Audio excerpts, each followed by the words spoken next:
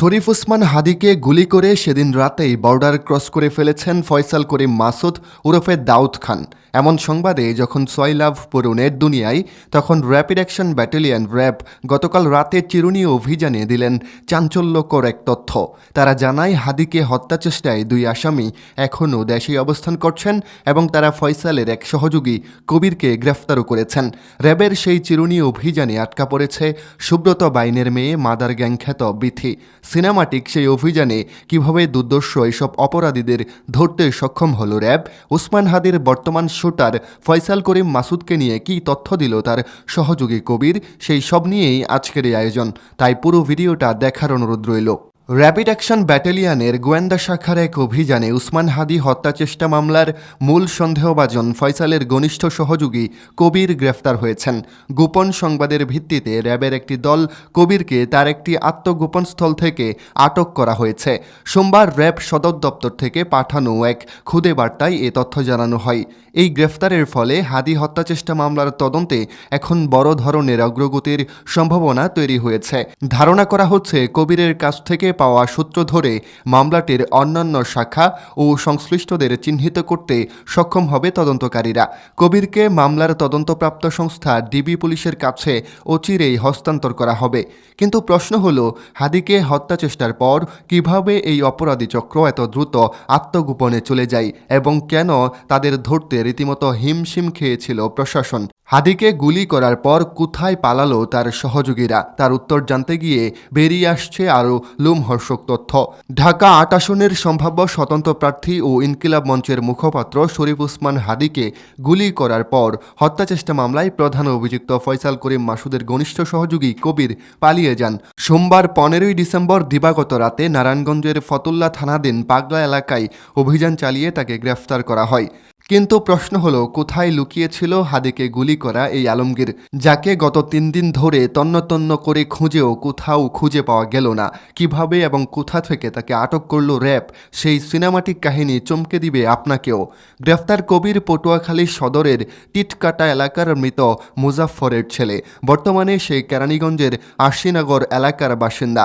RAB ১১ এর company commander Mohammad Naimul হক স্বাক্ষরিত এক প্রেস বিজ্ঞপ্তিতে জানানো হয়, শরীফ ওসমান হাদিকে গুলির পরপরই গা ঢাকা দেন কবির।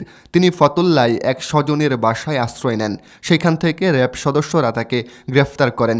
প্রাথমিক অনুসন্ধানে জানা যায়, গ্রেফতার কবির ওসমান হাদিকে হত্যা চেষ্টার ঘটনায় মূল অভিযুক্ত ফয়সাল করিম মাসুদের অন্যতম সহযোগী। বিভিন্ন মিডিয়াতে আসা সিসিটিভি ফুটেজে দেখা যায়, কবির গত ৪ ডিসেম্বর ইনকিলাব কালচারাল সেন্টারে ফয়সালের সঙ্গে বেশ কয়েকবার প্রবেশ করেন। ঘটনার পরপরই গ্রেফতারে এড়ানোর জন্য অভিযুক্ত কবির সহ ফয়সাল ও আলমগীর গা ঢাকা দেন।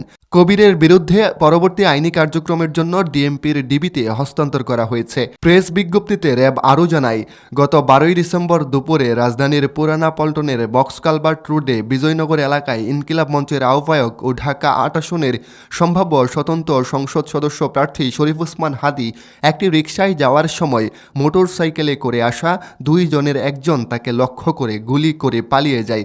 গুলিতে হাদির মাথা গুরুতর আঘাতপ্রাপ্ত হন। আইন শৃঙ্খলা রক্ষাকারী বাহিনী গুলি চালানোর সঙ্গে জড়িত সন্দেহে দুজনকে শনাক্ত করে। তারা হলেন ফয়সাল করিম মাসুদ এবং আলমগীর হোসেন। এই ঘটনার পর দেশব্যাপী চাঞ্চল্যের সৃষ্টি হয়।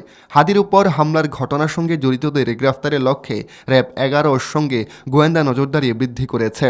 হাদির উপর হামলার ঘটনার সঙ্গে জড়িতদের গ্রেফতারের লক্ষ্যে র্যাব ১১ গোয়েন্দা নজরদারি বৃদ্ধি করে।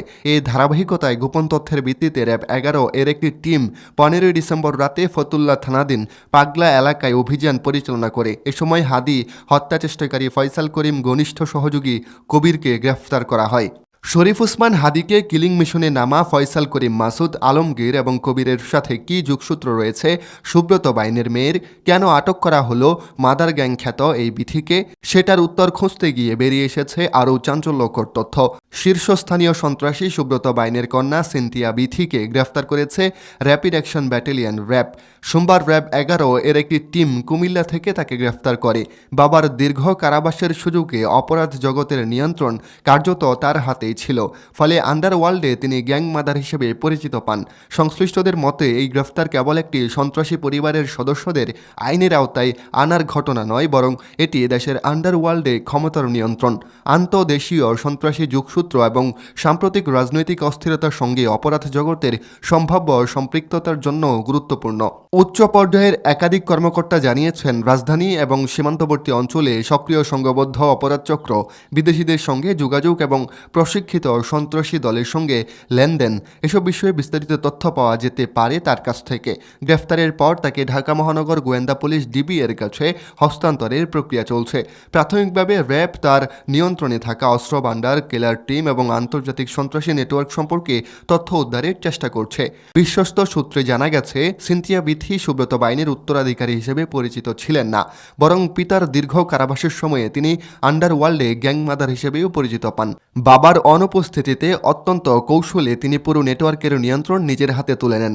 অভিযোগ রয়েছে, চাঁদাবাজি, টেন্ডারবাজি, অবৈধ অর্থ লেনদেন সহ নানা অপরাধমূলক কর্মকাণ্ডের কেন্দ্রবিন্দুতে ছিলেন তিনি। গোয়েন্দা কর্মকর্তারা বলছেন, সুব্রত বাইন কারাগারে থাকলেও তার সন্ত্রাসী সাম্রাজ্য দুর্বল হয়নি, বরং সিনথিয়া বিথির মাধ্যমে তা নতুন আঙ্গিকে পরিচালিত হচ্ছিল। তিনি ছিলেন প্রযুক্তি নির্ভর, কৌশলী এবং অনেক ক্ষেত্রে আরও আগ্রাসী। বাবার রেখে যাওয়া অস্ত্র ভাণ্ডার এবং প্রশিক্ষিত ঘাতক দলের সঙ্গে নিয়মিত যোগাযোগ বজায় রেখে দূর থেকেই অপরাধ কার্যক্রম সচল রাখতেন তিনি।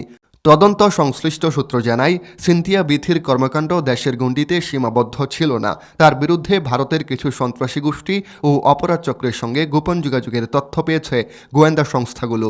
এই আন্তঃদেশীয় সংযোগের মাধ্যমে অস্ত্র ও অর্থ পাচার, সীমান্তপথে কুরিয়ার নেটওয়ার্ক এবং হাওয়ালা ধাঁচের অর্থপ্রবাহ পরিচালিত হতো বলে সন্দেহ করা হচ্ছে। তার ডিজিটাল ডিভাইস এবং কল রেকর্ড বিশ্লেষণ করে এসব বিষয়ে তথ্য জানা হয়েছে। পাশাপাশি ভারতে পলাতক কিছু বাংলাদেশি রাজনৈতিক নেতা এবং সাবেক পুলিশ কর্মকর্তাদের সঙ্গে তার কোনো যোগাযোগ ছিল কিনা সেটিও খতিয়ে দেখা হচ্ছে। একাধিক কর্মকর্তারা বলেন, এ ধরনের আন্তঃদেশীয় যোগাযোগ প্রমাণিত হলে তা শুধু আইনশৃঙ্খলার সমস্যা নয়, বরং জাতীয় নিরাপত্তার প্রশ্ন তৈরি করে। ব্যক্তিগত জীবন থেকে অপরাধের কেন্দ্রবিন্দুতে বিথি সুব্রত বাইনের 3 স্ত্রীর মধ্যে স্ত্রী লুসির বড় সন্তান। তার ভাইয়ের নাম তৌকির আলী রিপন। তিনি একসময় বাবার গাড়ি চালক উসমানের সঙ্গে পালিয়ে বিয়ে করেন। ধারণা করা হয় এই সম্পর্কের মাধ্যমেই উসমান অপরাধ জগতে প্রবেশ করেন। তবে বর্তমানে সেই সম্পর্ক টিকে আছে কিনা বা উসমানের বর্তমান অবস্থা কি সে বিষয়ে নিশ্চিত তথ্য পাওয়া যায়নি। গোয়েন্দা মহলের মতে, সিনথিয়া বিথির গ্রেফতার শুধু একজন নারী সন্ত্রাসীর পতন নয়, এটি আধুনিক আন্ডারওয়ার্ল্ড, আন্তর্জাতিক অপরাধ এবং রাজনৈতিক অস্থিরতার জটিল সংযোগ উন্মোচনের একটি গুরুত্বপূর্ণ মাইলফলক হতে পারে।